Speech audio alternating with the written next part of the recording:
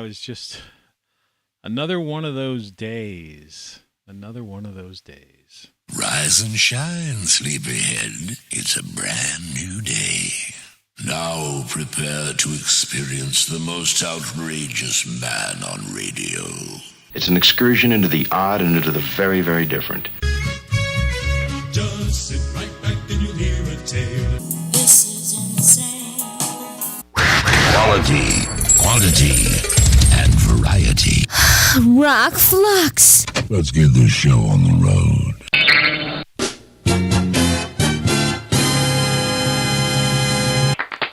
Thank you. Thank you, as always. Thank you very much. I appreciate it. I guess the fantabulous The Morning Show, there's like one too many thes there. But if we look at the as, you know, I don't know how I have a chat rate of 2 when I just put something up myself. I put a slogan shirt makes you a human billboard, and that can be a good thing. It gets the message across without confrontation or looking like an idiot with a cardboard sign. The title of the show is one of those 1 step forward, 2 steps back days.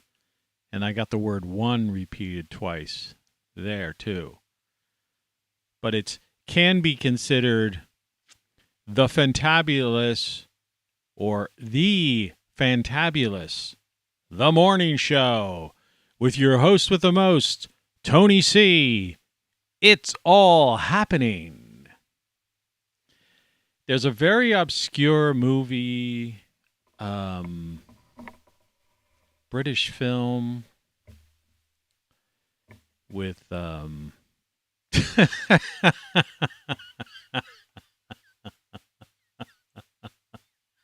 This is really funny.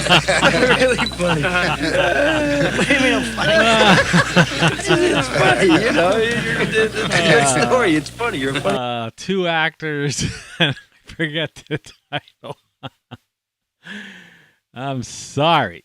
I'm so sorry. Now the chat rate went down to 0. That all occurred at 2 minutes and 22 seconds into the show. I don't know. Is there any hope? The cat tried to wake me up 17 times last night, and it rained. It wasn't supposed to rain. So let's look at this thing. Weekend weather. What the heck is going on? 5 a.m. snow. It's supposed to be 37 degrees. I think when I asked my Echo Dot or whatever the heck it is, it said it was 40-something. 70% chance of snow today, 70% or 60% chance of snow tomorrow. It's supposed to get down to 25 tonight, 16 tomorrow, 14 in the overnight tomorrow, 36 for the high today, 27 for the low. And then Wednesday there'll be thunderstorms. The one day it gets to might hit 50. The weather forecast is just so freaking wrong. The Weather Watch forecast. It's really not a weather watch. So I was up there. I got almost a full bucket of water out. And so I decided to touch under in between some of the bucket areas and stuff. I put down these Dollar Tree, which are $1.25 cloths, you know. And I noticed they were damp. Now, it was one of those rains where I guess it rained on and off all night, but I have no idea how intense it was. But if it would have been an all-day intense rain, I would have definitely had water down on the second floor because they were all damp. I took them up. I only had 2 replacements. I was at the Dollar Tree the other day. I had an opportunity, which is really coming down to, I'm lucky if it's once a week now at the price of gas because someone else has been coming down. I should have bought at least 2 more of those cloths. So what I think is it's not so much the work that I've done I was thinking, well, maybe I put enough silicone and caulking and, this tape, weatherproof taping. It's kind of like that zip tape, but, I don't know if it's better or worse. I haven't really priced the zip tape. I think let's price zip tape now. This isn't a sponsor. No, I'm non-monetized. I make no money, and no one buys any of my shirts, despite that thing, which I'll repeat again. But let's go to Amazon, for example. And I'll be haunted by Amazon for like the longest time because I've asked for this. Zip tape. Here it is, Zip System, flashing tape. $22. Let's look at the big blow up so you can see it. Zip System flashing tape. Ideal for both seam sealing and flashing. Installation 0 to 120 degrees Fahrenheit. That's installation. Advanced acrylic adhesive delivers superior bonding and resists heat and UV. Compatible with a wide range of materials. Stands up to I'm not worried about that. I want to know it's waterproof. I mean, it says sealing. Made of advanced adhesive, proven to deliver a superior airtight and watertight seal. Okay. $22 for 30 feet. It's a flashing tape. And you can see, like, it's used in this system here. Let's see, we'll blow this up. And what they do is that green board is this is the whole zip system. It's like it's like kind of a semi-water, well, I guess it's like it resists water like particle board. So it's like super treated or coated. And then you put the zip tape between the seams. And I was actually thinking of trying to fill the voids between the rafters from the inside, believe it or not. And first I would zip tape. Well, that's a job for May. I'm going to add this to the cart, even though I know that's going to haunt me. I have something else in that same cart. Now, I don't know if you can see this. Whatever I was trying. What was I trying to point out to you guys? I don't even remember. So I guess it's not worth it. Anyway, it's about slogan t-shirts. And here you can see one of the, Tony Caravan Live models with everything is wrong with the iconic Tony Caravan, when the old, with the cigarette, Mr. Joe Cool cigarette, no glasses, no cap, no, all that. I mean, I've duplicated that in black and white versions of this show. Anyway, the Fantabulous. You have to take a pause to when you have two thes. So let's try that. Everybody in unison. The Fantabulous. The Morning Show with your host, with the most, Tony C. And then in the background, some guy going, "It's all happening." And it's that British show that I have no idea. I can't remember. Really funny. Really funny. I could see the face of both the actress and the thing. I think it was Jude Law and girl from the 60s. The movie was shot in black and white. Let's see if we could find this, because it's worthwhile, because it's worthwhile for you to try to find, and I don't know if it's available. Let's see. Jude Law movies. movie from 60s. I think it was Jude Law. It had to be Jude Law. 60s. It's All Happening. I mean, let's just see if somebody...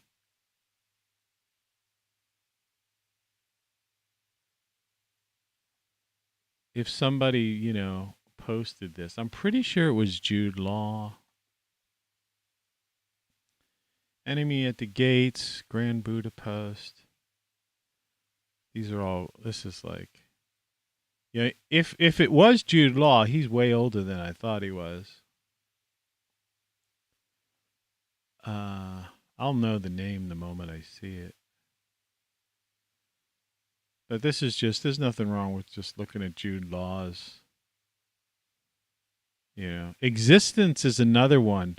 You know, you want to talk about AI, you know, dream within a dream, AI within an eye. This one here, Existence, I highly recommend watching this. This is pretty good. Jennifer Jason Leigh's good in it. William Dafoe's in that one. Yeah.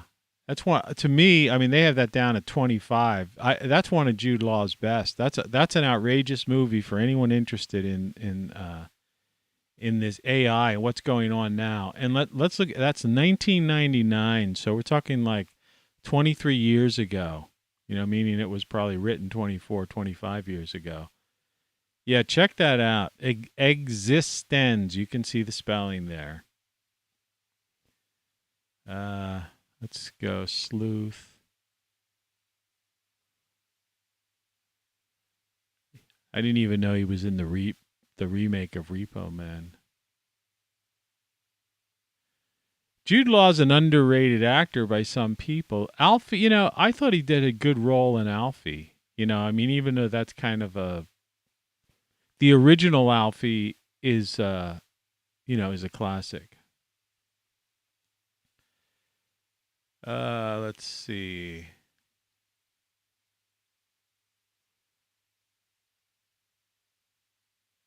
See, these aren't in chronological order. This is somebody ranking his best to the worst. So I'm sure the one I like is probably the worst. If maybe it's not even Jude Law. I'm pretty sure it was though.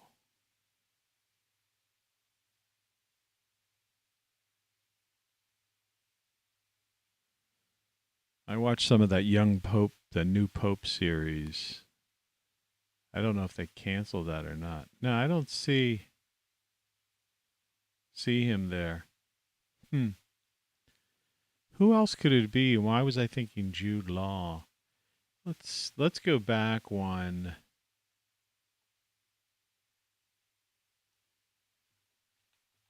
Movie with it wasn't Alfie. Movie with scene.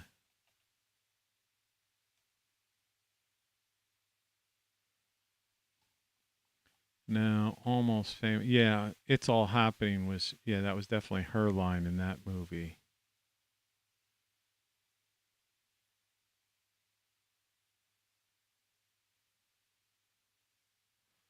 Let's put 60s movie, 1960s. It's a jumping off point.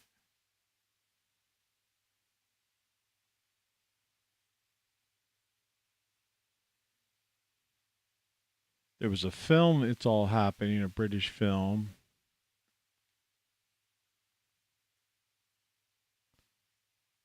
No. This was this British actress. She was pretty famous in the 60s, maybe early 70s. She was in a lot of good movies.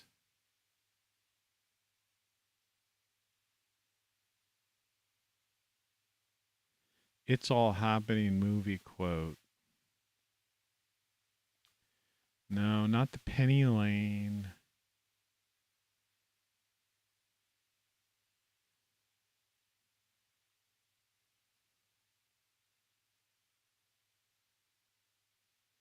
See, unfortunately, she said that, and that like superseded anything that would have happened that long ago. Oh man, let me just try to quiz the mind.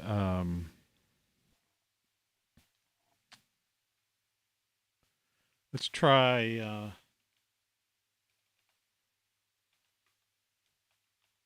British actresses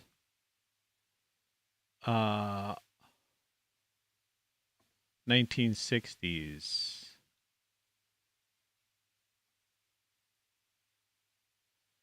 Susanna York, it might have been.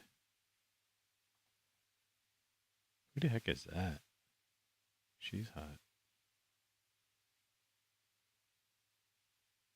Jane Birkin. Don't remember her.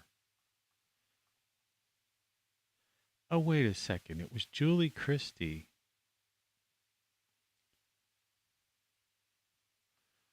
Okay, so let's go to Julie Christie.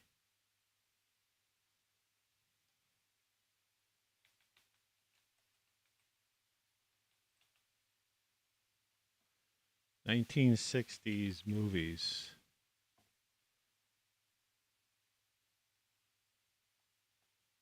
Um,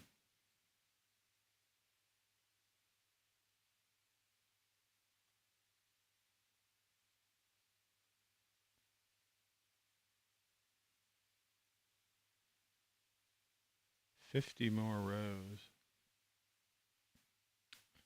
It was like her first movie. I probably should be looking at Internet Movie Database, but let's see. Billy Liar. That's the one. And let's see if I was right about Jude Law.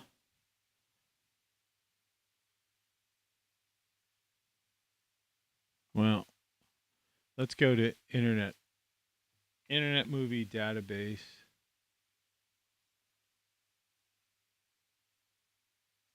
Not movies in theater. Let's just Billy Liar.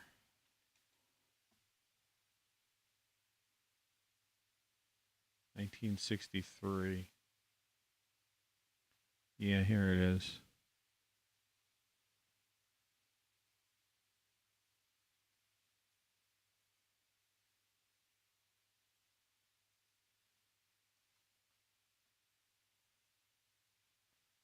I swear Jude Law was in that. Let's see. I may be wrong, but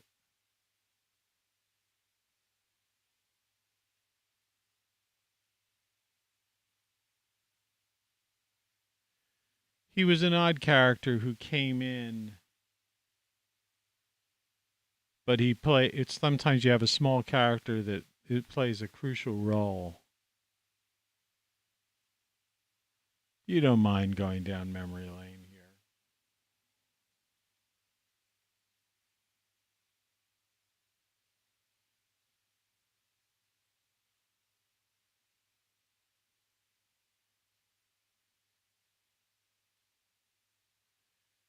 I'm telling you, it was the guy she was going to run away with.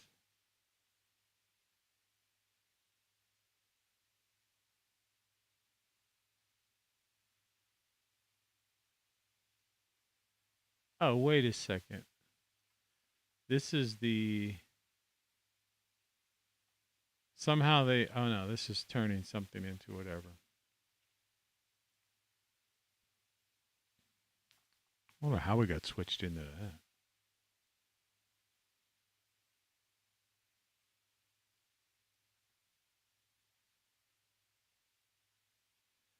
Maybe I was right.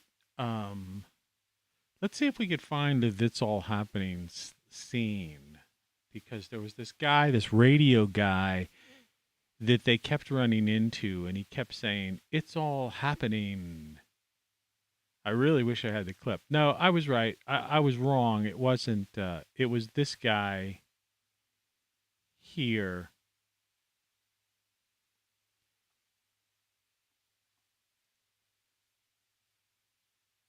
Yeah, it was this guy here who played like this odd character who quit his job. And I think, let's see. No, that's not it. You know, some of the most memorable moments in a movie are sometimes missed by, people who review movies and things of that nature. This is a classic scene from it. She was this free-spirited girl. I think she was going to leave this smaller town. This is at some dance hall. And she was going to London, and she wanted him to go with her. And, Tom Courtenay, Billy Liar, 1963. Highly recommend that movie. And Julie Christie was like, she was definitely good. I got to make a note for myself for that one. What was that other movie? Let me quick check the history here. Show full history. What else did we? What was that other movie we looked up?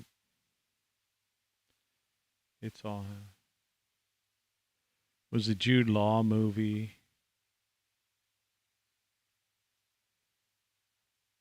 Oh, Existence.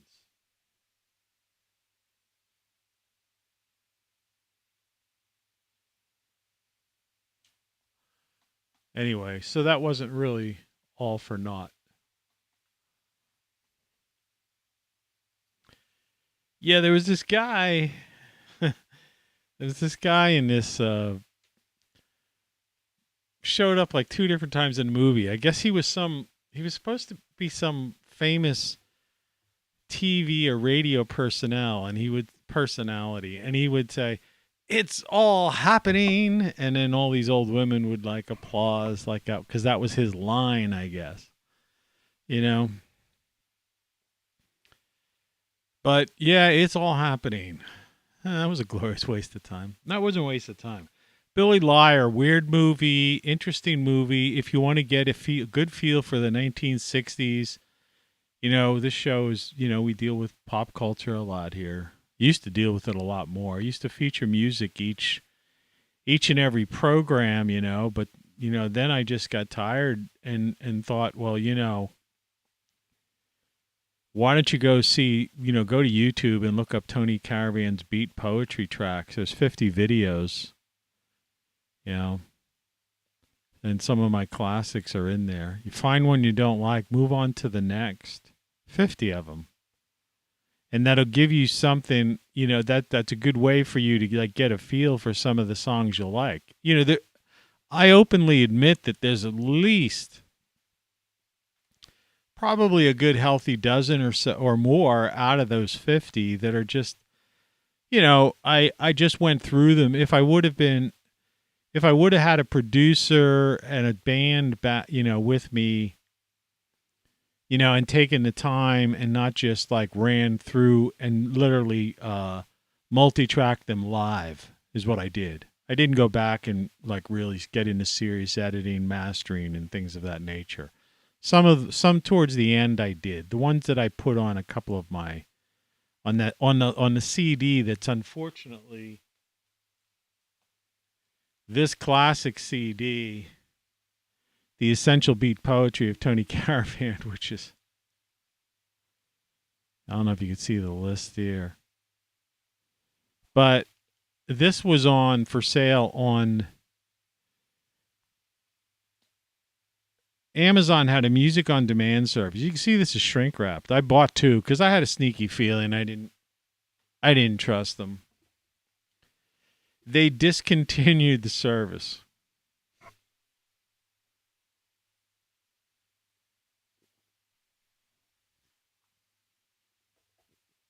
But the trouble I had to go through to put together, to the mastering, just everything you have to do to put a CD together. I could have easily put it together for there's another company I use, like CD Baby or one of these other companies people know. And I not only would have had that CD for sale as a physical CD, but all of the songs would have been available digitally you know, everywhere music is sold. So I trusted Amazon. Just another letdown. The Fantabulous. The Morning Show. So, anyway, here we are. I don't know. Now prepare to experience the most outrageous man on radio. Brilliant! Man, I'm tired. So I guess I'll give you the classic beginning. It took a while here, if I could even find it. You're listening to Tony Caravan Live. So I wake up, and the discovery is I do hear a drip, so I know it's rained when it wasn't supposed to rain. If you were here yesterday, we went through the weather, and it wasn't supposed to rain. And I don't see any snow out there. We're looking through the camera there. I don't see any snow flakes. Cat's been waking me up all night long. I'm lucky if I got 6 hours of sleep. You know, I'm tired. Then I got to feed it its cat food. Let's see if he's still hanging out. No, he left. He was here for a while, but I guess he got bored. So a friend of mine brought down some canned food, which, you know, I can't complain. She cares about the cat. And it was something in gravy, and I think that's what she fixated on. But when I opened it up, it was like little squares of chunks. And he doesn't eat chunks. I mean, he's a licker. The gravy, he would just lick the gravy, and so he's not getting, I would say with the cat, it's one step forward, two steps back today, last night. He didn't eat his crunchies, and the water did not look like it was down at all. So he didn't drink water. He didn't eat the healthy crunchy food. And this morning I had to chop up with like a steak knife this stuff, and I tried to, and he licked a good bit of it, but every time I got the fork and kind of like, because he licks it, he flattens it out on a plate. So I get a fork and I try to put it into a mound, you know, hoping that he's going to, with his tongue, is going to lick up some of these pieces, even though I have to cut them with like a steak knife down to like small, really small pieces, hoping that's going to happen. But he manages to somehow lick cat food, canned cat food dry. And you get this flat thing on a plate. But if you go to it even after the fact, like overnight when it dries up, if you were to take a fork or something and like, you know, try to like scrape it into a mound, you'd see that most of the bulk part of the food is still there. It just somehow with his tongue, he's just licked the moisture out of it. So on the other cat foods, I've just been adding water every time I feed him, and because at least it's a way of getting moisture, because he's not drinking. He was one or two, for a couple days, he was drinking water. So I don't know. I'll give him his medicine again today, but I don't know. It's like he took a step backwards.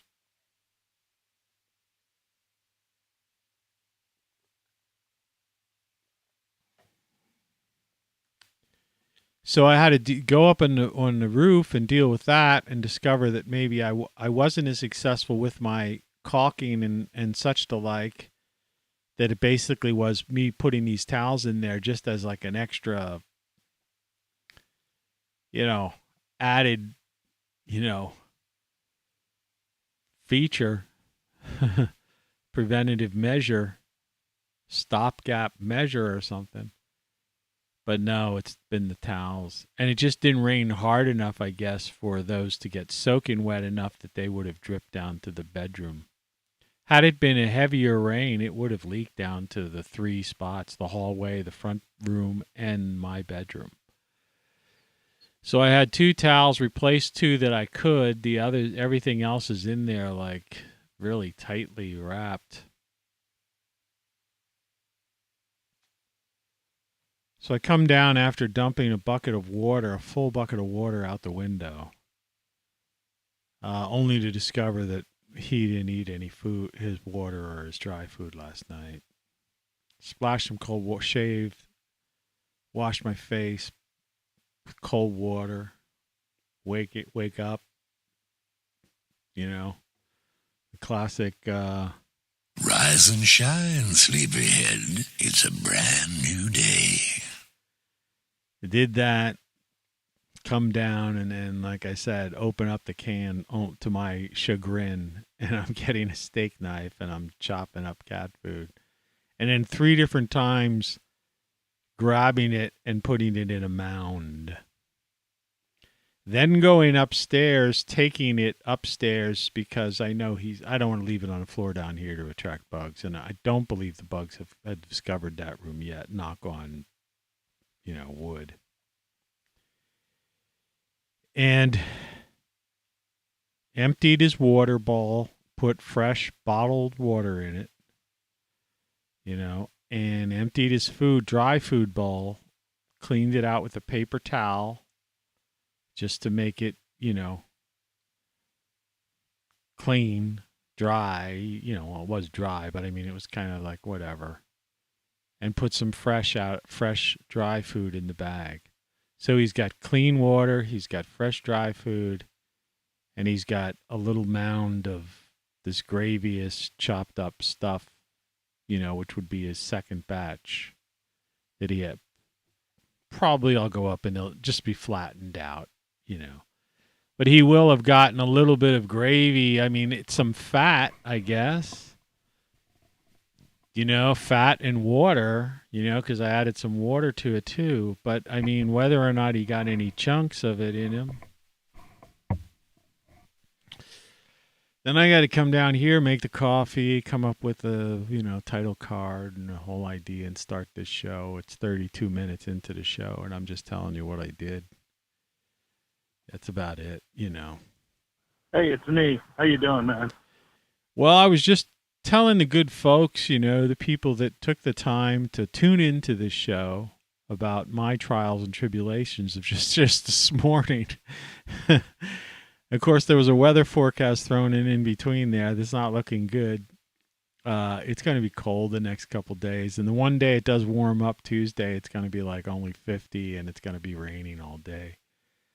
I still got to get out in the yard. I did put this homemade rat poison, and if that disturbs some people, but trying to find a humane way to get rid of rodents that have the potential to pass disease and wreak havoc and destroy your entire food source, which is my garden,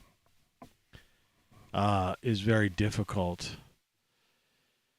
I can't tell you. I've watched untold videos now. I've gotten to the point now where I've actually watched some videos that are contradicting the things that I believe to be the strongest videos that I had watched in the past. It's like I say how the internet is broken. It's like when you're looking for like the proper diet for a certain ailment or health or immune system or something. It's like you start looking at stuff and it's like, hey, everything's saying avoid this or eat grains, right? Eat grains, blah, blah, blah. I had 2 or 3, I think I have 2 or 3 fig Newtons this morning with my prunes, for breakfast. I figured I needed something like that, though there's a lot of sugar and carbs in those, but I only had 3. But, of course, the prunes are high and have sugar in them, too. So I'm way over my sugar limit for the day, but I have no intention of eating anything with sugar. That'll probably throw me up, throw my weight up tomorrow morning. I'll have to see. I mean, basically, I held steady, on, where I wanted to be. But that's because yesterday was kind of a hectic day,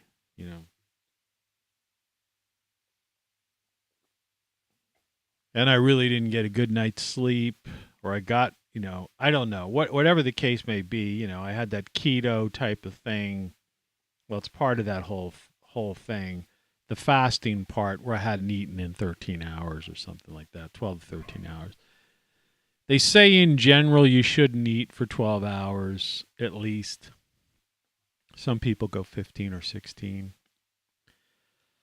But then I've read things about people who are trying to deal with gallbladder that they should eat many small meals, regular intervals.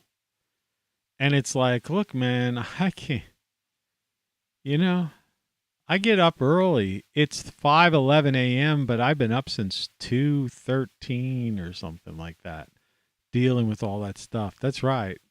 So it's almost like I put in a 3-hour day, 3 hours of work before right now, up to now. I mean, including now. I mean, but say 2.5 hours of work to get me to the beginning of the show. Before I started the show.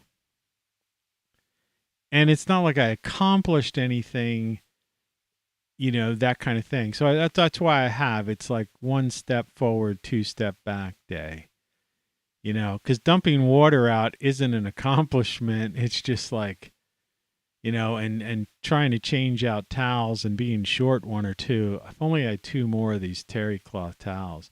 See, I threw away, when I had the major flood, you cannot imagine. I mean, this is just, I know this is...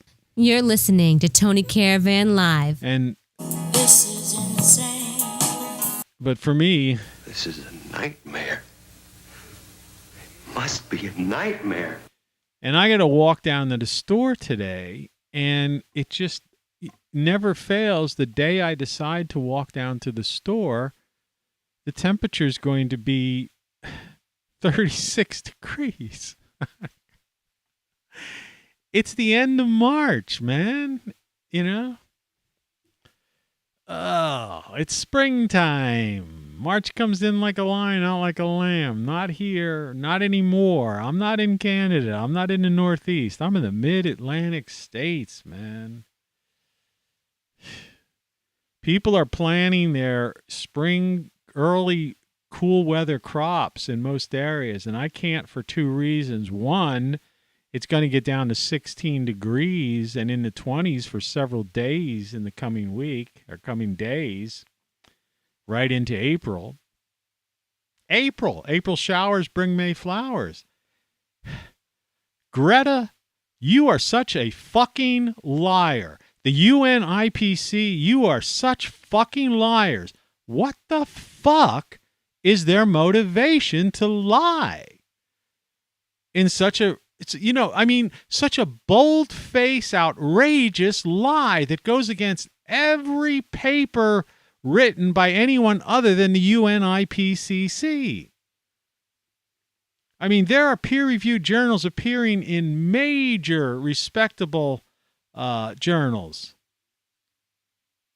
that explain exactly what's going on and the influences and how the sun is the primary influencer of our climate, of our weather, of our health even. I mean, without the sun, we're dead. The same as plants. I'm sorry for that outburst, but I'm just telling you, it is out of control. It just drives you batty. I mean, like, oh no. Yeah, I know. I shouldn't do that. It's like, Good thing that I don't have dangerous brain powers, or right now you'd be in 1,000 little pieces.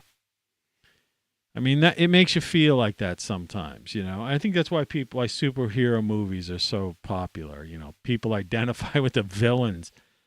And the funny thing is, Batman and all these guys, they were all like vigilantes. That's the thing. That's a funny thing that, and right? The whole DC, that whole concept, they were vigilantes, really. I mean, they weren't law enforcement.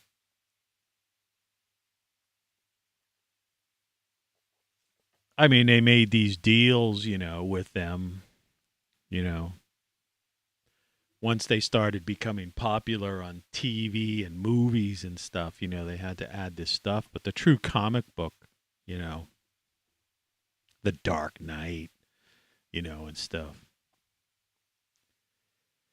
But anyway, so between the cold weather and this ongoing lie, the fact that the planet's cooling and they won't accept it, and they're pretending it's the complete opposite.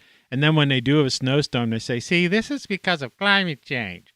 It's like, how? How? And no one ever asks them, well, could you explain that to us exactly?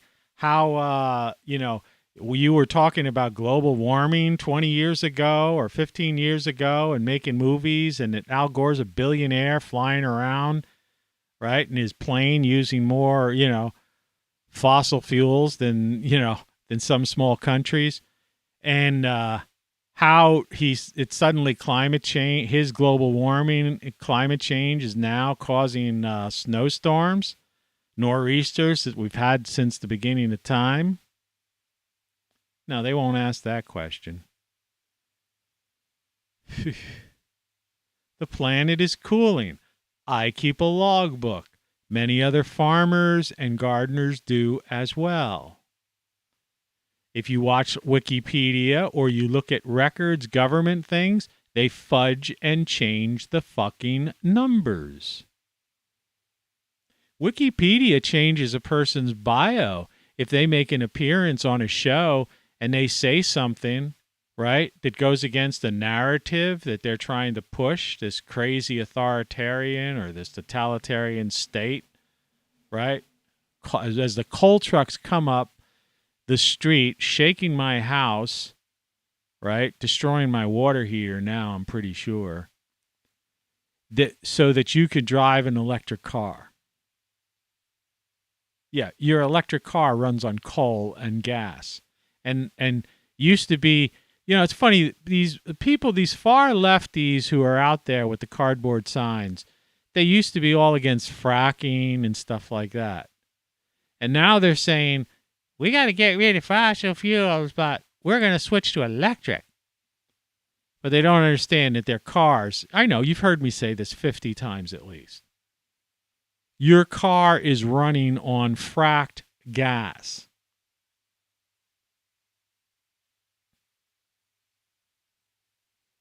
And, when they first started fracking, there were problems with it getting into the water supply. In fact, people got very sick and ill. And it was very, very bad, I guess, for the lack of a better word, of the oil companies, to have done that, not done their due diligence. But since then, and again, this is 20-some years ago, they have, taken the proper steps to make sure that they're not poisoning groundwater supplies as best as is able, as far as we know. It's the same as with what we call clean coal. It's not perfectly clean, but there's all sorts of things in filtration and things being done that basically when you see a coal plant, it's basically the only thing coming out of there is steam, because it's just driving steam turbines to create electricity. So anyway, that's enough. It's a common theme. What can I say? It drives me batty. But what the heck? So, get a Tony Caravan Everything You Know Is Wrong t-shirt. It's a classic, man. If you don't want to wear the classic face, okay, just get an everything you could get one that just says everything you know is wrong. You could get a Then What, and while you're at it, get a Then What, get the book.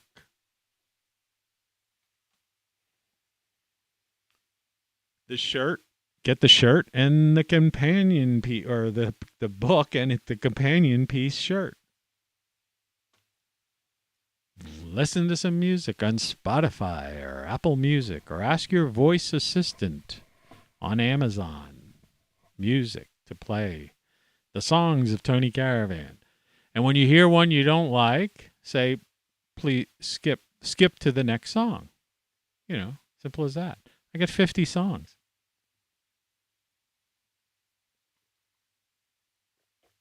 These are free ways you can support the only guy, the fantabulous, the host with the most, the only guy who's giving you the truth at 30 frames per second on the internet. Yeah, the only guy.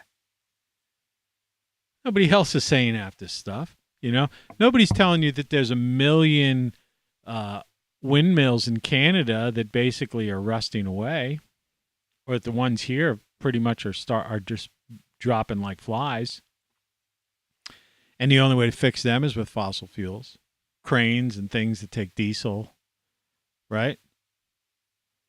And like I said, it's going to be really cold. So how the heck are you going to heat the United States of America, all right, when it's been getting colder and colder, not warmer and warmer, all right? It's the end of March, and it's going to be 16 degrees, not tonight, like 2 days from now. You know, next Friday is April 1st. You know, I'll give you an advanced April Fool's. Guess what? Springtime doesn't mean anything anymore. April Fool's, it's springtime.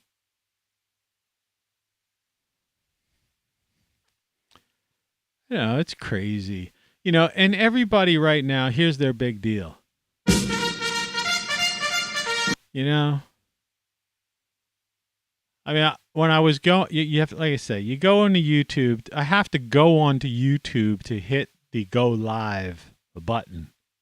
So inevitably, I'm confronted with this sea of title cards like the one I have on my screen. That's my title card. You know that because you clicked on it to get here.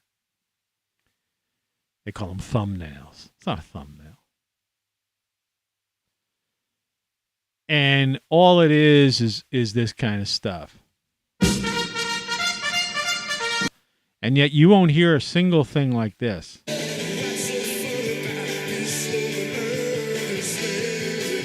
Or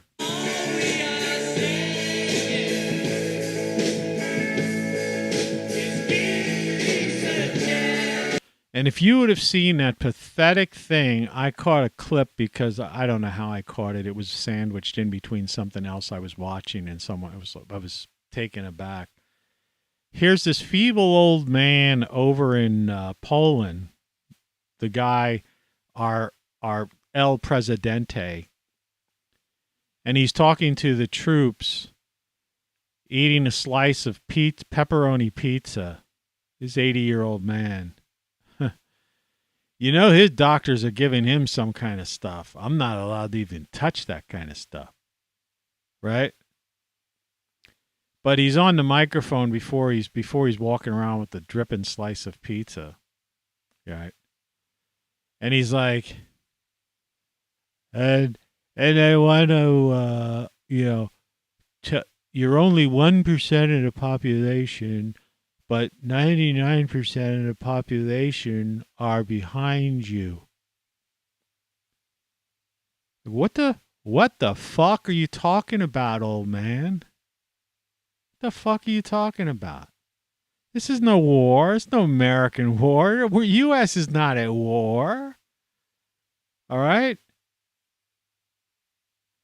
In fact, we shouldn't even have troops in Poland. And, you know, and this has nothing to do with protecting the Polish people. All right? That's what NATO's job is. That's why we give NATO millions of dollars. First of all, Poland is not being attacked. And U.S. troops are over there using live ammunition with Polish troops.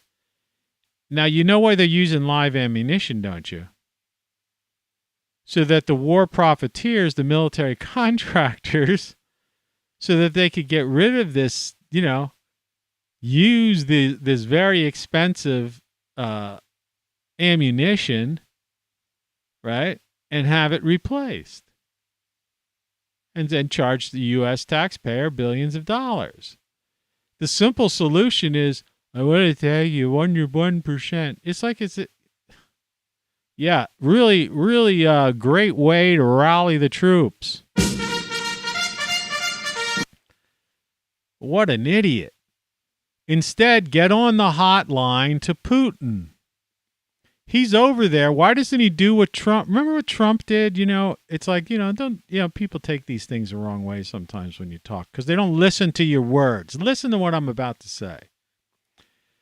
When Trump was over in the Far East, he said, well, while I'm over here, let's just reach out to Kim Jong, whatever, the guy from North Korea, whatever the heck his name is. Reach out to him and ask him if he wants to meet at the DMZ, right? Demilitarized zone. And Trump is the president of the United States. You know how Biden is and these people, even Hillary Clinton, she didn't go anywhere without like all kinds of security guys looking around like these guys who think they're really cool. It's like, what's his face? Nicolas Cage has made some real crappy movies. Like Nicolas Cage when he was like protecting that Shirley MacLaine, who was some kind of political figure. I didn't watch the movie, but I've seen like a clip of it or something, on one of these stupid channels, unfortunately, or coming attraction. These security guys, they got the earpiece in, or the thing, and they're like, acting like they're real tough guys, right? I'm ex such and such. It's like, fuck you guys, man. I've been involved in worse things than that. You fuck protecting Hillary Clinton. It's like Hillary Clinton, yeah. Joe Biden's got the same like bunch of people looking around, right? These guys thinking they're like, fuck you. Meanwhile, Donald J. Trump, the people everybody criticized, right, walks across the demilitarized zone with no protection by himself. He just walks right over it. I mean, he could have been taken out by all kinds of North Korean snipers or CIA, NSA, all kinds of other bad actors, South Korean, Chinese, everybody, all kinds of other snipers. Because you got to understand, everybody hated Trump because he was trying to push a nation state and not a corporatocracy or a technocracy.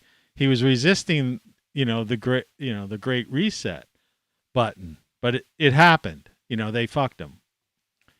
So he goes over there, and that was his thing. He's like on the plane. He's going, hey, while we're over here, why don't we give the guy a call and ask him if he wants to talk? And I'm willing to walk over. I'll meet him. I'll shake his hand. Put out a laurel leaf, right? And he did it. And that's why we had peace under those 4 years. Say what you will about Donald Trump. You see what I mean? It says, say what you will. It doesn't matter.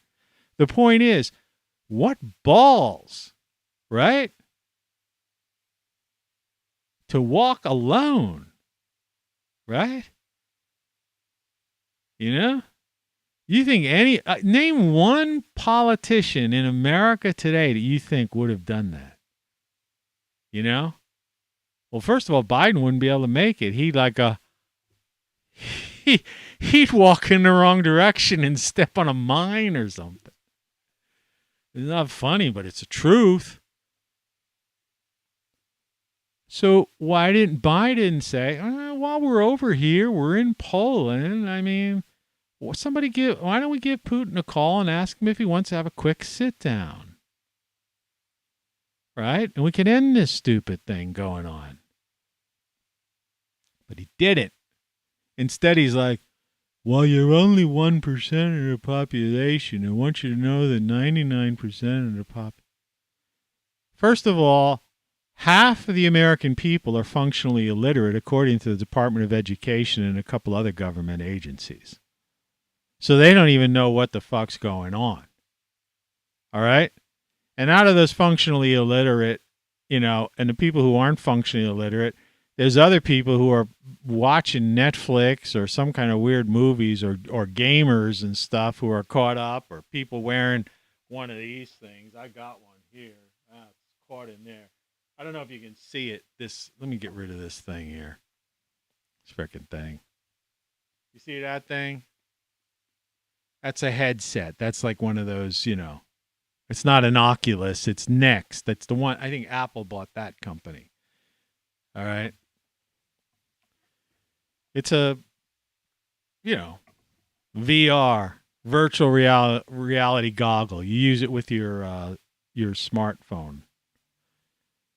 Tattoo, if you're listening, that's one of the things I was going to send you because you'd probably be into that thing. I got so much electronics that I don't need. Just got to figure a way. Postage is so expensive. I could fill a frickin' box, big box full of all kinds of stuff. Toys. It'd be, be better than your like your best childhood Christmas, I don't know. If you had we used to be showered with toys when I was a kid. When we were little tiny kids. My parents used to buy us a lot of stuff for Christmas. My mom, I think it was my mom got a kick out of it, and she would shoot home movies. I have home movies of those things. Little train sets and little tiny, all kinds of, goofy stuff. Of course, back then, stuff wasn't that expensive. But then again, you didn't make much money. My dad worked. At one point, he worked 2 jobs. But anyway, yeah, I could send you a box. It'd be like maybe the Christmas you never had as a child. That's how much stuff I got. This house is filled, chock full of stuff, and I could probably keel over any day. And who knows, what do they do when a guy dies in a house and has nobody, right? Eventually they come in and what? I don't owe any debt. You know what I mean? It's not like there would be some kind of sale for something, bank sale. The house is basically, more than half paid off. It only cost me $15,000. So technically, I think I have like mortgage insurance or something like that anyway. So it's like, if I die, I think it's paid off. So the house sits here, and I got all this crap in here. So what? Who comes in? People just come in and take it? Random people? I don't know. What do they do? Never thought of that. I guess it just sits, because I noticed some of those houses that they demolished. On this street, they demolished about 12 houses. And there's a few more with condemned signs on them, this neighborhood. See, they're really, the ultimate idea is they want to like strip apart, like I'm on the outskirts of town. So it's not really I guess you would call it suburban, See, what happened in a lot of cities is this was once its own town. And I used to live in another town that was its own town. But all these towns were all brought under the umbrella, the corporation, because a lot cities are corporations. That's what I'm trying to tell you, that it's a corporatocracy to begin with. Because basically, even the way we structure our city governments, right? Those who still think it's government, they're incorporated, which by nature means it's a corporation. So anyway, so they incorporate all these towns, so it becomes one big corporation. So it's the city of, when I get my stuff, it's not from whatever this place used to be called. I see buses. Sometimes on the bus, they still have the name. There's buses that come up through these things, and they have these odd names, and that's like the name of the old town, right? What it used to be. They still have signs like that. But it's not that, It would be like going into, I don't know what you would say, welcome. Well, it'd be like saying, welcome to the East Village or something. Or welcome to the Village or something in New York or something. But it's not. It's just New York City. It's Manhattan. That's a borough. It's not exactly, it's a borough there. I'm not sure their corporate structure in New York, though I live there. But anyway, what I'm trying to say is that they're trying to eliminate, the moment a house becomes empty, they're pretty much bulldozing them down. And this is another thing people aren't aware of. Because part of this so-called Agenda 2030 thing, this great reset, is like tear the system down. Remember, I started this yesterday. What does reset mean when you reset your stopwatch? It's 0. When you reset your timer, you set it to 0. Hey, honey, reset that timer, because I'm cooking something, right? I'm done. I don't need it to go off anymore. Just reset it. Just set it back to 0. Yeah. There's no honey here. The only honey's on the screen. You decide whether it's me or the fangirl.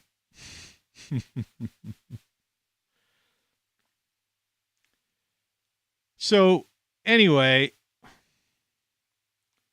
yeah, it's pathetic. So, so they're just, what they want to do is reset, and that means destroy the economies, right? Kill off as many people as possible with any kind of diseases or deprivation, food shortages, whatever. Pit people against each other so they'll be at each other's throats. There's 1 million murders a week, right? According to national law enforcement statistics. 40,000 people dying of all these various things that could be preventable, basically because the FDA is not doing their job, right? And they want to push these people into big pharma and big med so they can make money, hundreds of billions of dollars on them. So give them a poor diet, put a lot of carbs and sugars and stuff in their foods, fortify their cereals. Probably the worst food there is for you. Breakfast is the most important meal. Whole grain, vitality, heart healthy, with an American Heart Association symbol on sometimes. You got to be kidding me. Sugars, carbs, heart.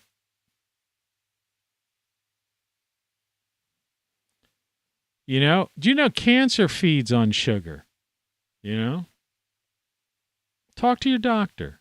Don't take my word for anything. I'm just, this is a LARP, a live action role-playing game. Welcome to the show, right? Welcome to the show, It's an excursion into the odd and into the very, very different. So, yeah, they want to just wreck buildings. I mean, maybe that's why they're messing with this street. Then they're rumored because this street is doubled as some kind of highway now or something. I mean, it's a neighborhood, man. It's a neighborhood.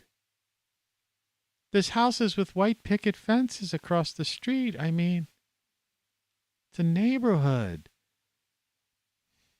Oh, that's right. It's also a Saturday, so we're not going to get as much traffic as we think. Unless the overtime people, they're giving overtime to the truckers. I mean, it's cold weather, man, that power plant. But then again, yesterday they could have doubled up on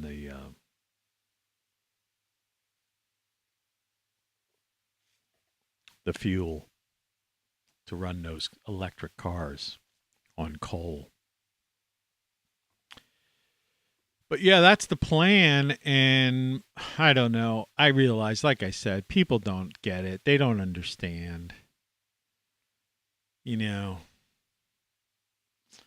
I'm starting to, I'm sharing my story with you because it's a real story. It's truth. It's documented. The statistics, the figures are real. When I question something, I take you on the journey with me and we go try to find out.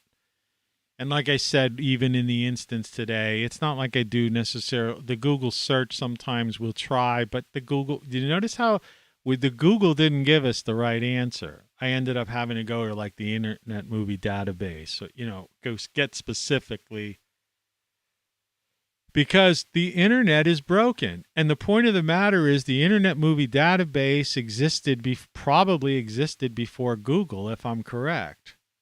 It's a website.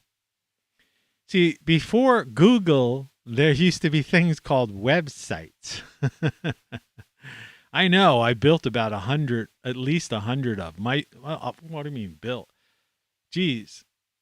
I built way more than 100 websites over the years. I used to own about 80 in the 90s, into the late 90s, early 2000s. Then I finally just ditched them down. Now I have great solar stuff, ROCKFLUX, TonyCaravanLive.com, and a couple of others.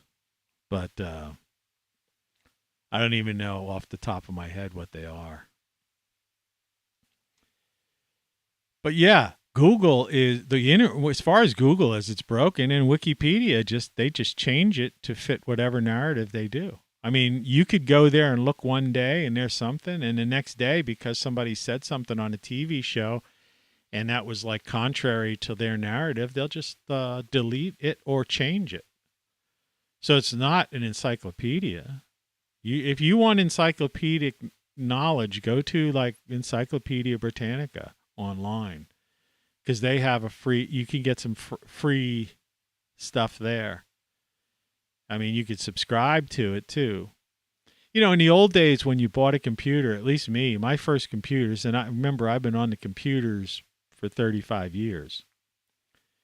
And I believe my first computer, which I've shown you yesterday, was visible in my title card.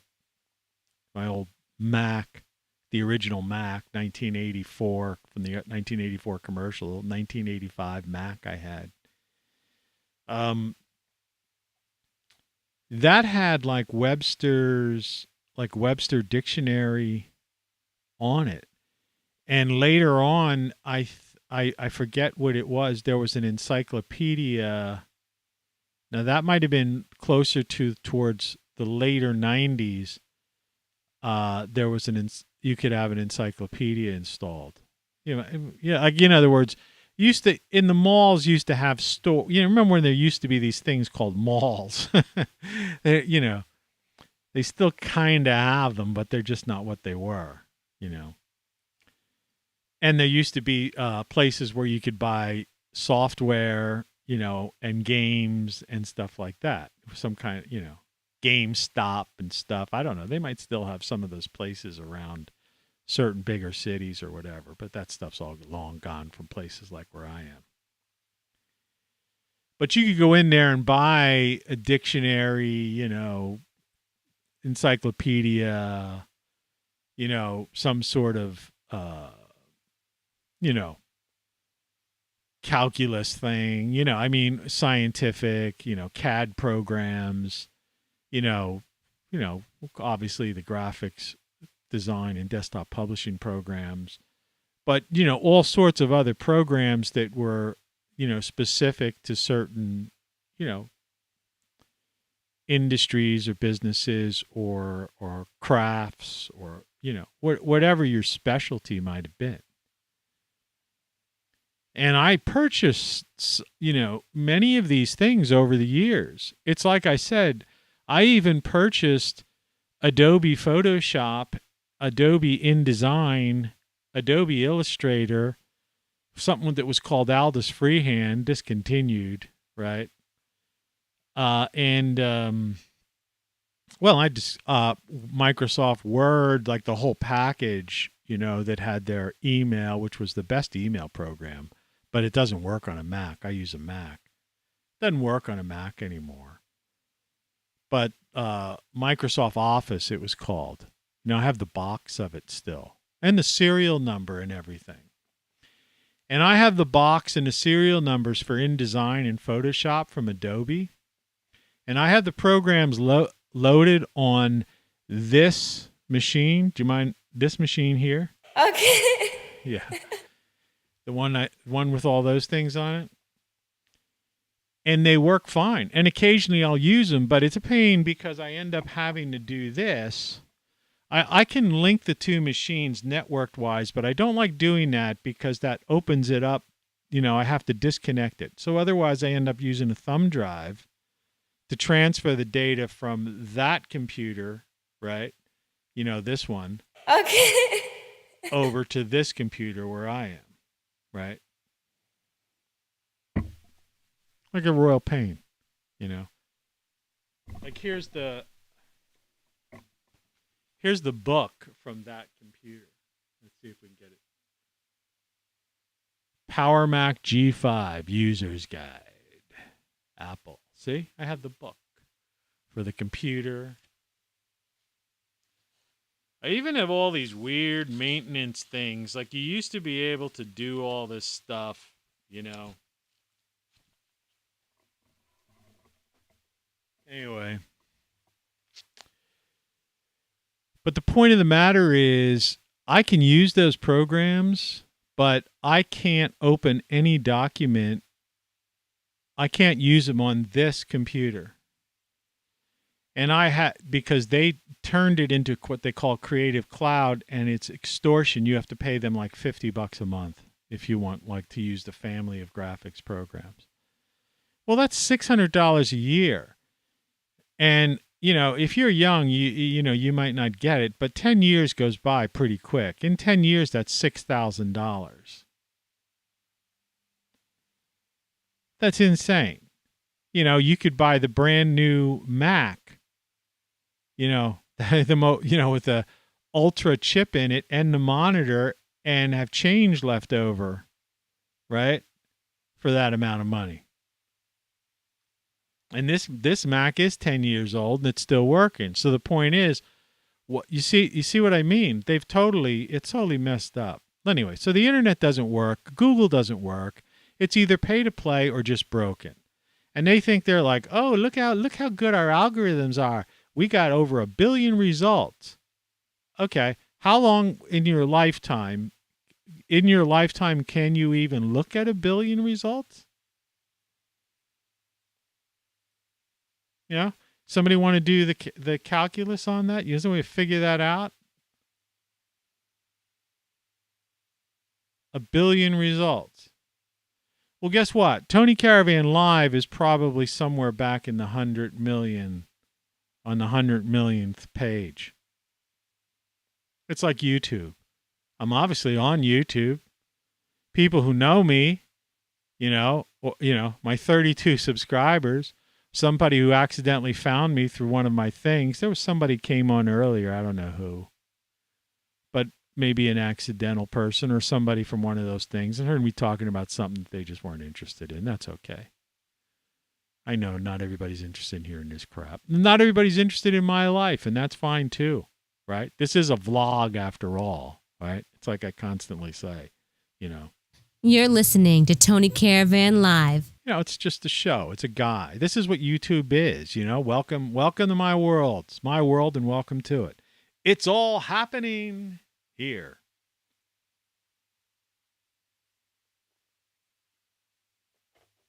So, and it's all happening and we're drinking coffee and the coffee always goes far too fast, unfortunately.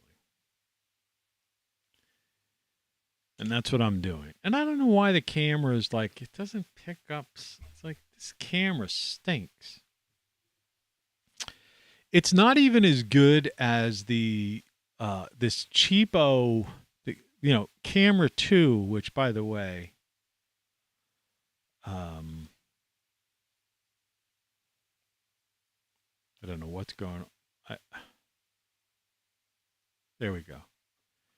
Camera 2 view outside. I turned that off yesterday because I was messing with this Snapchat thing. But actually that is a USB camera as opposed to this being the camera that's on, built in. The FaceTime camera or whatever the hell it is. Now, I understand on the newer $1,000 monitor you could buy, or $1,900. It might even cost $1,900. I don't know. That they've got some kind of way better camera. And obviously the processing power on that new Mac. Let's go to the Apple site and just look at this for a second. I'm just curious, just to show you how out of control this world is. So let's go to Apple.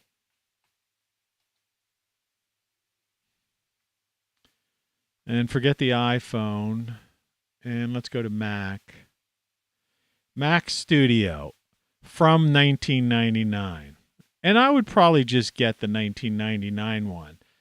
But here's the studio display. $15.99. Right?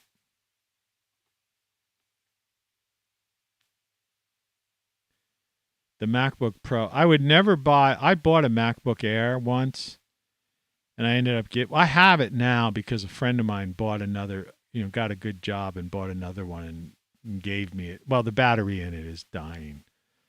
But let's look at the buy here on the studio display and see nano texture glass. What the heck's the difference? All right, well, that's not the biggest deal, but let's look at this one. They're saying from 1999. So you see what you get for 1999. That's just, the 1999 is just the M1 Max, not the M1 Ultra. The M1 Ultra is $4,000. $4,000.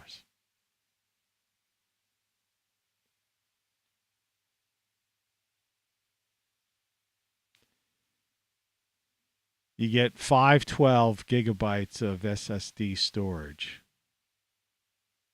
It's not much. You want a terabyte. Yeah. So really, you really need the $4,000 one.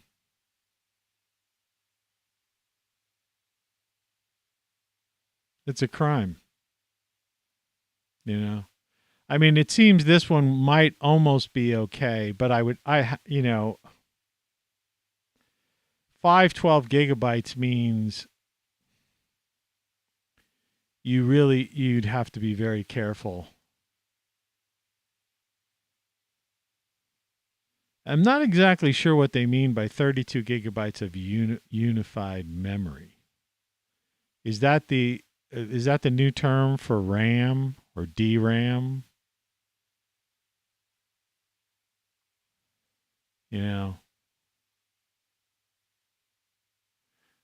Let's select this and see what the options are. This might tell us more. Customize your Mac Studio.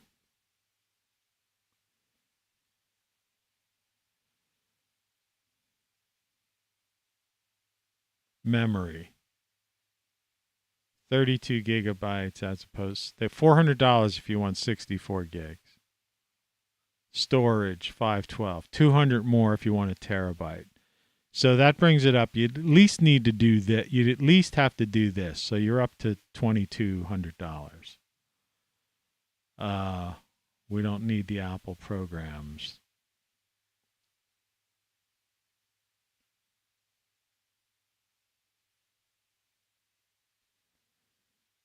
'10-core CPU with 32 cores GPU, 16-core neutral engine. I don't know, 24-core would probably be enough for me. So I would need $2,200 or $183 a month for 12 months. That's if my credit were good enough. Which at this point, I don't really deal with credit.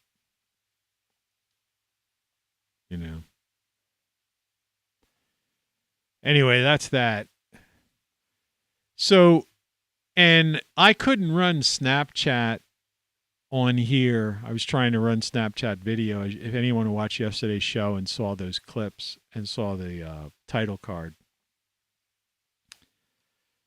Because this thing is just not powerful. I have 16 gigs of DRAM in here. It's an i7 quad core, with the proper video card, but not the extra, oomph necessary. So they make, the software is bloatware. And so you literally have to keep buying new products. This monitor I have is a original Thunderbolt monitor. And I'll show you this. I want to show you this because it's important, because the average person doesn't really understand what I've done this once or twice, but maybe not in this detail, in this example. I'm going to show you my monitor that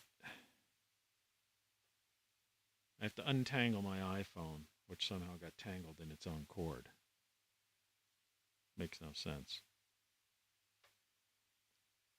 It's one of these knots, a knot you cannot get out of.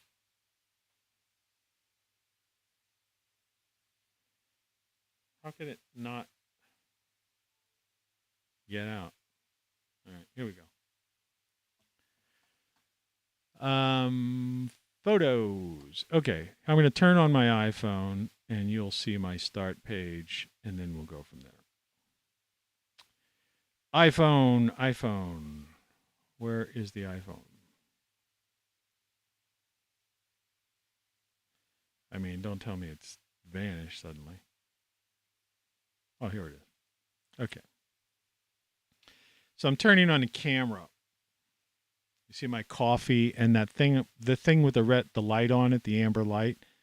That's a thing I got for $9. It keeps your coffee mug warm. $9, man. Uses like next to no watts. You could run it on one of those power things. But anyway, I'm going to turn this sideways, which it should straighten out. And I'm going to pull back. I mean, forget about that weird effect that's going on. That's the infinity. But you can see this monitor, how huge it is. I mean, can you grasp that? You know, let's see if I could take it from the back side to give you an idea.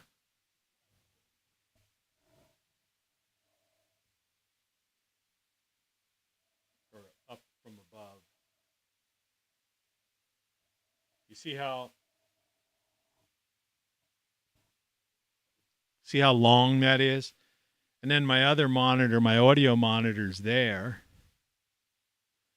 And you could see comparison. This is a pretty decent sized monitor over here. Okay. Now watch compared to this monitor as I quickly tilt over. You see how huge this thing is? That monitor cost me $1,000 like 10 years ago. Anyway.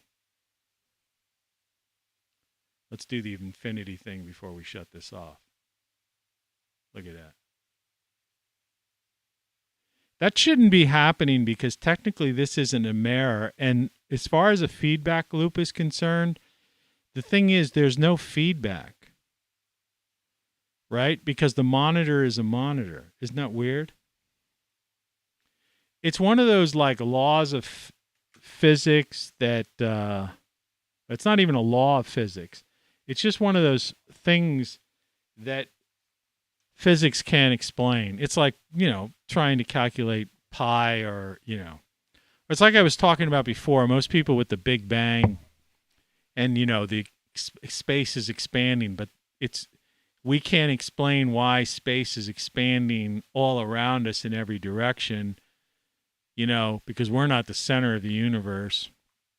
And that the universe, the Big Bang, most people misinterpret the Big Bang. They think a singularity was some kind of dot and then it just, and then kept expanding, but that's not really what it was.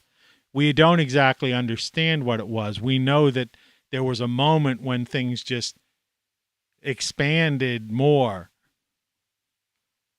right?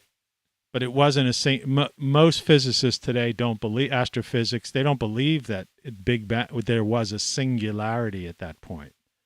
Now, there are some who will argue that point, but no. And so it's this concept. It's just like we can't understand infinity. And like I tried to tell you before, Darwin's theory is a theory of evolution. The Big Bang is a theory. Einstein's theory of relativity. We have so many theories that we just, we deal with.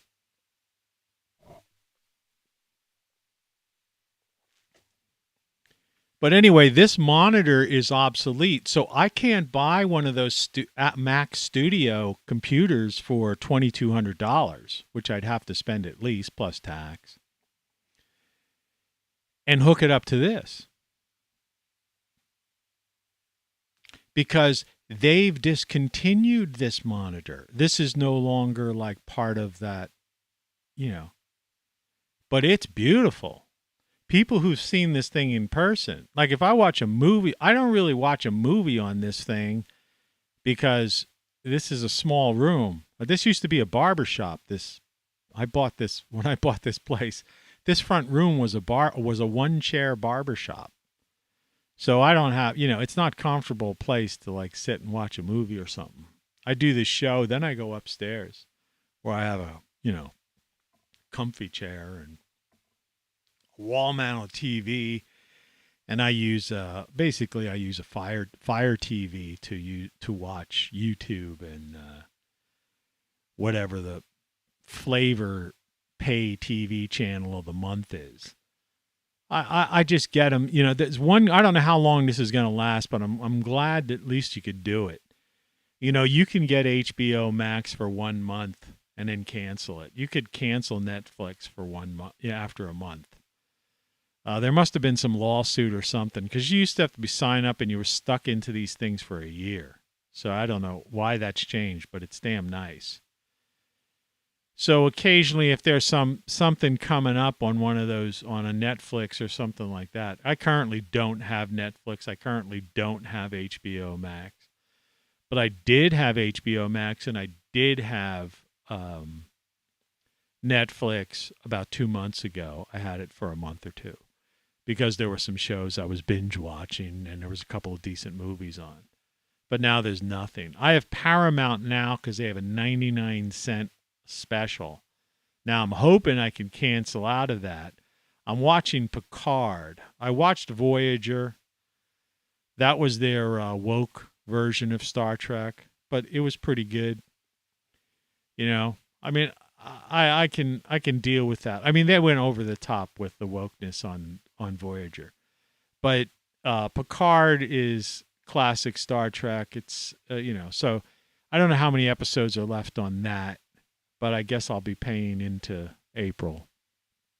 I hope I could cancel in April because like the cost of Paramount is pretty expensive, and they're not as good as HBO Max as far as movies are concerned. They don't have like HBO Max has this like ridiculous. You could just search through all these movies. But I mean, I've seen everything. As somebody like me who gets up real early. Like I said today, 2.5 hours of slave labor before I started this show, dealing with the roof, dealing with the cat, dealing with prep, all this kind of stuff. And it's only 6 a.m. I mean, I was up since 2. And then when it's garden season, assuming I can kill these rats, neighbors' rats that are getting into my yard, flour, baking soda. I put some powdered sugar in with the mix, and I put 2 different places out. I'm going to put more, but it's raining, so the one that I put on a plain tray is probably useless. So I got to wait till things dry up, and I'm going to put out about 4 more trays of that stuff in strategic spots.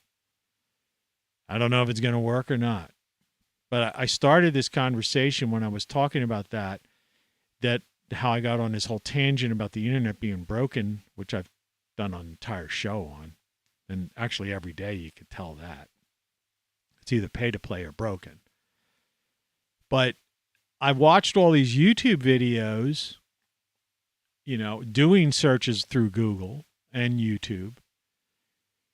And they were talking about this plaster of Paris and flour. And these people made these little balls, and these rats would eat it, and this would form some kind of rock inside of their gut or something and kill them. I know that sounds gross and it's ridiculous, and I'm not happy about it either. That somebody was watching, and that just turned them off. Second person came in. But then if they would have stayed, they would have heard the final truth to it. The thing is, I found after believing that was the best possible way to do it, and actually the most humane compared to some of these other things like drowning them and stuff. I mean, I don't want to drown something, and I don't want to have set up 50 traps and have to destroy, get rid of all these things. So so finally, after like 2 weeks of researching an untold amount of videos and reading and watching people talk about this stuff, finally I see a video yesterday. Does the plaster of Paris and flour thing really work? And this guy has trail cams set up, right? And he had a real infestation, but he was a farmer, so he had a barn. It was like a barn. And so he had the trail cameras on that were on, like, watching these rats come in and, like, maybe take a nibble at one of these little balls of plaster of Paris and flour and then just push it aside. And then he came back on live and showed you the things. He goes, no. He goes, these things are too smart. He said so it doesn't work. They're too smart. They figured it out. Now here's something even more bizarre. So he goes, and as far as the traps are concerned, he goes, and I tried the traps. So he showed trail cam, again, these night vision trail cameras. You know what I'm talking about. But he had them low on the ground, like where the rats were in his barn, and he had set up a couple of these, the traditional mouse rat trap, the thing that you put the cheese on it and whatever. Well, he actually showed on that and this was non-edited, okay? The first rat basically came in and like did one of these, like, grab the cheese out, right? Grab the cheese, pulled out, didn't get snapped on. But here's the kicker. Get ready for this one. The second rat grabbed some kind of stick with its little tiny hand and stuck the stick in. The rat stuck the stick in. The thing cracks and then goes in and then just comfortably gnaws on the cheese. See, that's why they use rats in experiments. When they say, well, we've experimented on rats, when they're, testing some kind of pharmaceutical or, whatever. These things are smart. It's like the thing used a tool. It used a stick to basically close the trap and then just comfortably ate it. The other rats took some nibbles and realized on that plaster of Paris flour thing, which is touted on the internet. These people are going out doing this on the internet as the ultimate way of doing it and the most humane or easiest because they just go away somewhere, but the point of the matter is they were onto it. And it's the same with like crows. Like, people don't realize, if you take the crow's body and its brain, if you look at a crow's brain, like, I just show you this stuff. This is just interesting stuff. I never looked this one up because I had no reason to, but I know about this from research. All right. Crow's brain size. Let's just see. Let's look at some images here. All right. So for example, let's look here. You see how the crow's brain is much like a human brain. You see, you understand. In other words, a crow, here they're showing like another mammal, and the crow, right? So they don't have all these folds necessarily, which help us have, better, here's one with processing and thinking, the more folds in there, the more, which makes us in our intelligence. But what I'm trying to get at is that a crow, is very intelligent. It has all of this, like, here's their cerebellum, And so crows, unlike what a lot of people don't understand about crows, is that, they mourn their dead. They learn. They can recognize faces. So they know, like, the person, like somebody who's nice, who's feeding them, as opposed to somebody who's maybe, trying to get rid of them. Right? They call it a murder of crows. That's a group of crows. It's a weird thing, right? A murder of crows. That's like a group of crows, a flock of sorts, But they're very tight, knit group. Intelligent. You also use tools with, can use a tool, use a stick to do something, and have this memory. They're mammals, they're creatures. But in many, and they could be very friendly. And some people have like crows that are like almost pets. I've seen people who've raised like a crow, nurtured a crow or whatever, and how it's, and it came back to them and knew them and stuff like this, I get crows early in the season who are mostly pests because the birds I feed, there are basically 4 kinds of major birds that come to my bird feeder. Most of them are house finches, the little tiny, the small finches, those brownish, those kinds of things, brownish gray things. There's actually 5 kinds. Then I get mourning doves, which look a lot like pigeons, right? But they're mourning doves, right? They're nice, and they get along with the little finches. And then there's the cardinals.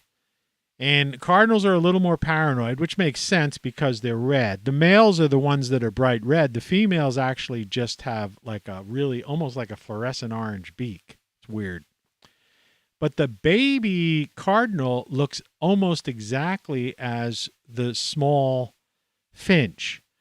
So that's why they get along. And as they grow up, the cardinal, you could tell the baby cardinal because the back of its neck or its head kind of has some reddish on it. All right. And then, so they get along. So the mourning dove, the finch, and the cardinal, they all get along. Then the crows come in early in the season and they terrorize the bird feeder and chase away, the other ones. I have robin, I get a couple robins in the yards, but they're only concerned about worms. All right. They don't really bother the other birds. And then the occasional blue jay comes in. Blue jays are mean. Blue jays are mean like crows are mean. When the blue jay comes in, all the finches and everything else, they all fly away or keep their distance. And the blue jay takes whatever it wants. And, you'd think such an attractive bird, right? But it's got this prehistoric, call type of thing, just like the crows, do the same thing. So the crows and the blue jays aren't too friendly in the bird feeder world. I've been doing this for 7 years now, 6 or 7 years now. So I pretty much got to know them. I have I have some videos, and the chipmunks get along with the birds too, and the rabbits. I have one video. I was shooting it from a distance with like a telephoto lens on an iPhone. This thing, I don't know if you've ever seen such a ridiculous thing. This wouldn't work with the new iPhones, but you see there's a clip here. You can actually clip this telephoto lens on the old iPhones. And I used to use that, to get close in, without scaring these things away. And I have a particular video of my yard where there's finches, a chipmunk, a rabbit, all just like hanging out together, just on a sunny day, just all playing, eating and playing in the yard. But things have changed lately, I don't have, that. And that's one of the other reasons why I don't like using this powder rat killer stuff because I worry about the chipmunks because I've had, they're kind of more friendly, there's a video you could see on my YouTube channel, ROCKFLUX, if you look at where I'm actually feeding a peanut, to a chipmunk. I do these things in slow motion. I used to do slow-mo videos, nature slow-mo videos for a little while. And I would like have a narration over top of it. But lately the chipmunks, they don't seem to be that friendly. They seem to be paranoid. So I think it's a neighbor, someone in a neighbor. It's probably the witch next door. This bona fide witch. I mean, the one who burns, styrofoam, black plastic trash bags, and probably performs weird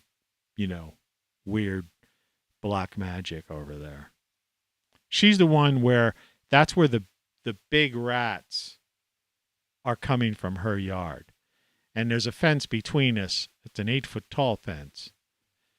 But I have to, I've had to concrete, the base of it, and they're still getting in. And so that's why I've had to resort to this. Because my yard is clean as it can be, but I'm more conscious of, any, excuse me, any spot where any kind of thing can nest, right? I have a compost pile way back. I have a detached garage that's way into my property. My property's thin and long. It's like 190 feet long. And I have a detached garage that goes to back by the alley. I use it as like a workshop, type of hangout place, man cave kind of, but I got to fix the roof on that place too. It leaks and it's filled with stuff. It's just accumulated like lawnmowers that have broken, weed whackers that have broken, I need a dumpster, or something. I don't know. I need somebody with the truck to haul away all that stuff. Be that as it may, to the side of it facing the alley, though I have it fenced in, it's a compost pile, but it's not a compost pile that I necessarily use the compost from. Maybe someday in the distant future, but I use it as a place to just letting all of my annual waste compost down, right? So it's filled at one point, and then halfway through the season it's halfway down, and then I'll add more and it'll still go halfway down, so eventually it'll be all dirt, but I think there might be a chipmunk or something living in there, and I really don't care. It's 190 feet away from my house. If something hiding and nesting in the bottom of a compost pile, that's fine with me, right? I wouldn't even care if that's where a rat was or something, just as long as there wasn't a family of them. But see, the problem with them is they duplicate too much, and they could wreak havoc and they carry disease and stuff. And I'm growing food, and I give food to friends and people and stuff like that. I eat off my garden, so I can't afford that disease type of things. But they're intelligent, I'm telling you, and people don't understand that. And that's why they use them in scientific experiments.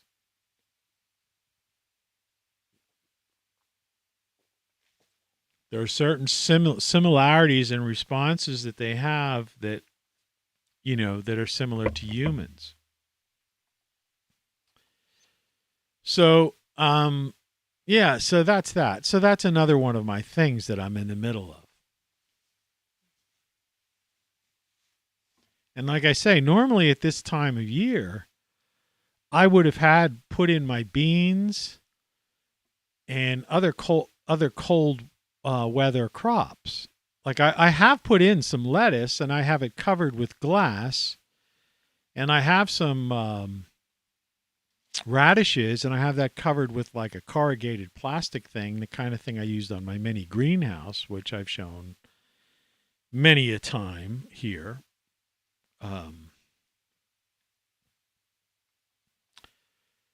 But you see what I mean? I can't afford, so I have, so this is 2 years ago, by the way. But as you can see, it's a nice, it's nice. And that, I don't know if you can see up in this area where some boxes or whatever. This is what I turned into a compost area. I built actually, I enclosed that in wood. But this is a water catchment area here. This is where I sit, my chair, grab my vitamin D. And all of this stuff, all in the middle here, is all herbs and food plants. And this is an apple tree. And you can see here's the bird feeder. And the bird feeder, and you see how far away from my house all this stuff is. This is like where I have some grapevines. And this is where the grapevines started overtaking my roof, my lower roof. So I've got to manage that. It's another project I have. But somehow the rats have been coming in and eating fallen bird seed. Of course, this time of year it's not green like this. So, that's just the way it goes. But I have to deal with a lot of these problems. So it's very annoying to have to take care of a sick cat, drain a bucket full of water out of various bins in the morning. This is what I had to do before I came downstairs, right? And worry about bugs in my kitchen because the neighbor next door is a hoarder too, is why she has rats and stuff, but they're coming over here. I mean, people say, well, you should eliminate all water. So I have a fountain with that, and I have like a solar pump on it that shoots up. It's like, I'm not going to, they say, get rid of all water supplies and and don't feed birds. They'll still come over and eat your tomatoes. I watch guys who had yards with growing zucchinis and squash and tomatoes and stuff, and they were trying to get rid of rats, and they didn't have bird feeders. So I say, the internet's broken, YouTube's broken. Yeah, I just wish people would. It's like the news media. It's like network news and cable news is broken. Even when you watch documentaries, you get this announcer that has they talk with authority, right?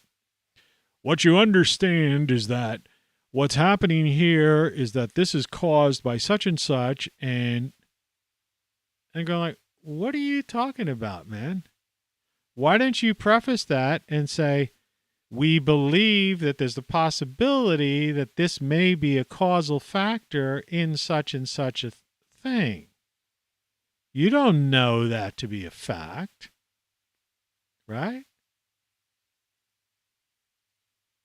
But that's what they do. They talk as if they know that to be a fact. And people are like, oh yeah, right? I mean, that's what's going on overseas now. It's like I'm talking to you and me. We have no idea what's going over across the sea. But the news media thinks they do. They don't know. Right? Everything's, I'm so tired of hearing people say, well, it's because such and such, and we know this and that, and they're doing this, and it's going to end up in World War III, and blah, blah, blah. Like, you don't know that. It doesn't seem like it's going to be that way. It looks to me like it's the war-profiteers trying to make $100-some billion, just like the pharmaceutical companies, tormented us to make their couple $100 billion the last couple of years. My biggest concern is I'm wondering what the heck those bioweapon labs were doing over in that country. I'm more concerned about that. Right? I'm more concerned about the wheat supply, right? And fertilizer supplies that are going to cause food shortages for not only us here in the U.S., but for most of the world because of these ridiculous sanctions. And of us interfering in things because NATO and these military contractors want to, have their own personal private agendas. Meanwhile, 40,000 people a week are dying here of ailments that are preventable if the FDA, would basically, give some real guidance. If the daily values of carbs and sugars weren't watered down to a point where, you eat one bowl of cereal and you've had your daily, more than your daily requirement or daily allowance of carbs and sugars, which are basically the same thing, just, metabolized differently. But if you look on the box, it'll say, oh, this is 12% of this, or this is 9%, 10% of that. You eat a box, I don't want to name a particular brand, but you eat a box of one of the major brand cereal, and you just basically maxed out. And we wonder why people have type 2 diabetes in this country, and obesity. I know. I was doing it. I was eating. Because I read this thing about as far as the gallbladder was whole grains, and I was eating whole grain oats and whole grain cereals and things called Vitality and all this other kind of stuff. And I'm just eating them, thinking I'm a healthy breakfast, and I'm putting blueberries in them because they're supposedly good and heart healthy and all that stuff. And I'm like popped up like 10 or 12 pounds.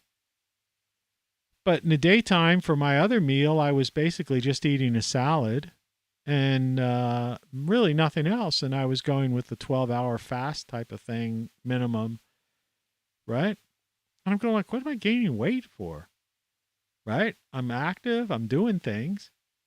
Well, anyway, so I finally realized, I looked at the box. I saw some random thing that talked about carbs and the sugars, and I looked at the box labels more intensely, and I suddenly saw, oh my God, look how much sugar's in this thing. Look at these carbs, 34 grams of carb, 40 grams of carbs in this cereal. And so X amount of grams of sugar, and then I'm putting blueberries in, which are basically like sugar pills, right? I stopped doing that about several weeks ago, and I took off 10 pounds. It was like a pound, almost a pound a day, or a pound every other day. The weight just was like coming off, right? Even on a day I didn't exercise. And now I've like stabilized at a good weight. In fact, I would say I'm probably still about 10 pounds overweight. From ideal, what would be the ideal? Actually, a dream weight that I actually, in the back of my mind, I thought I would like to get to, but I never dreamed I'd be this close to it. And I'm like 10 pounds away from that. But unfortunately, I'm doing exercise because I want to get there now. I'm so close that I just want to get there. And so I'm going to have to go out and walk in this like world that they're trying to pretend is like global warming, climate change. And obviously they push back the snow again, all right, because it's raining. And it's going to be 36 degrees when I go outside. 36 degrees. If there's the slightest bit of a wind, the wind chill's freezing. You know what I mean? So I got to get bundled up like in like winter clothes to go walk to the grocery store this morning. And that snowflake that they have next to the weather app is probably really rain because they don't know. The meteorologists don't know what they're talking about. No wonder the UN IPCC and that Greta, who I haven't seen lately, that all these people are true believers in this stuff because they're looking at these false things. They don't do what I do, you see? They don't do this kind of thing, Weekend weather! And here's the weekend weather. Looks like Saturday today. It's going to be an 80% chance of snow, 37 for the high, 25 for the low. Sunday it's going to be a 60% chance of snow, 28 for the high and 16 for the low. And you people getting back to the work week, on Monday it's going to be 28 degrees for the high and 14 degrees in the overnight. Tuesday's looking like it might get sunny, but it's still going to stay in the 30s. And Wednesday we're looking at a 70% chance of thunderstorms. Weekend weather. The fact of the matter is that is what my weather app says. That is what the Weather Channel will tell you. That is most likely not what's going to happen in the mid-Atlantic states, the Ohio Valley, right? Or, any place slightly south or north of said area. Now, how is that possible? With satellites, NOAA satellites, Doppler radar, years of experience of weather forecasting, literally people with degrees in meteorology, right? There was a time when the only place, I think it was Penn State University was the only place where you could actually get a degree in meteorology. That's why AccuWeather is actually based up in State College. I believe. Not 100% certain of that, but I'm pretty sure. Fairly confident. But what went wrong? They used to tell you, hey, it's going to rain today when you turn on the morning radio station or TV, and you take an umbrella and, it's a 90% chance it probably would rain.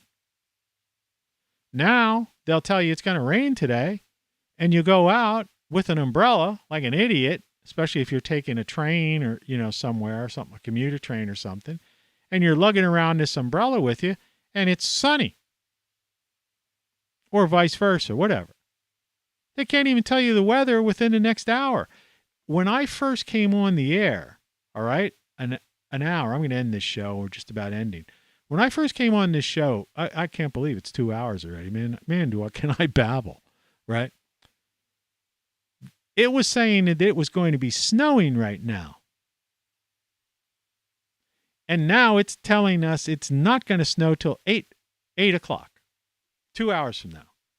Now, how could the weather forecasters be off just within 2 hours? I mean, you've seen the radar, right? You see what the problem with AI and algorithms is? It's like the internet. There's too much reliance on AI and algorithms.